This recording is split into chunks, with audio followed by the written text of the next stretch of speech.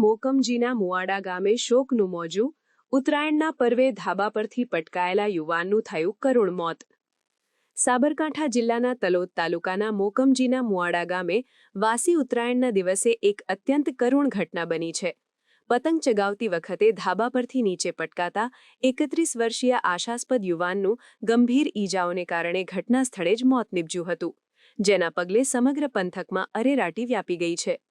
પ્રાપ્ત વિગત મુજબ મોકમજીના મુવાડા ગામે રહેતા 31 વર્ષીય યુવાન અશોકસિંહ અભેસિંહ રાઠોડ વાસી ઉત્તરાયણના દિવસે પોતાના ઘરના ધાબા પર પતંગ ચગાવી રહ્યા હતા.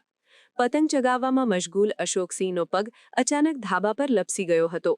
ધાબા પર સુરક્ષા માટેની કોઈ પાળી ન હોવાને કારણે તેઓ સીધા જ નીચે પટકાયા હતા. નીચે પટકાતા જ યુવાનને માથાના ભાગે અને શરીરે ગંભીર ઈજાઓ પહોંચી હતી. પરિવારજનો અને આસપાસના લોકો તેમને તાત્કાલિક સારવાર માટે લઈ જાય તે પૂર્વે જ તેમનું પ્રાણ પંખેરું ઉડી ગયું હતું. તેમના મૃતદેહને પોસ્ટમોર્ટમ અર્થે તલોદની રેફરલ હોસ્પિટલ ખાતે ખસેડવામાં આવ્યો હતો. તલોદ પોલીસે આ મામલે અકસ્માતે મોતનો ગુનો દાખલ કરી વધુ તપાસ હાથ ધરી છે. ઉત્તરાયણના ખુશીના માહોલ વચ્ચે યુવાન પુત્રના અકાળે અવસાનથી રાઠોડ પરિવાર અને ગામમાં ઘેરો શોકની લાગણી ફરી વળી છે. ગામ શું બનાવો તો ખેતી કરું છું. તમારો બાબો થાય તમારો? મારો બાબુ છે. શું નામ એમનું? અશોક. ઉંમર કેટલી હશે? ઉંમર તો 31 જેવો થયો. અને કેટલા વાગે બનાવ બનેલો? 11 વાગે. અને શું બનાવો તો?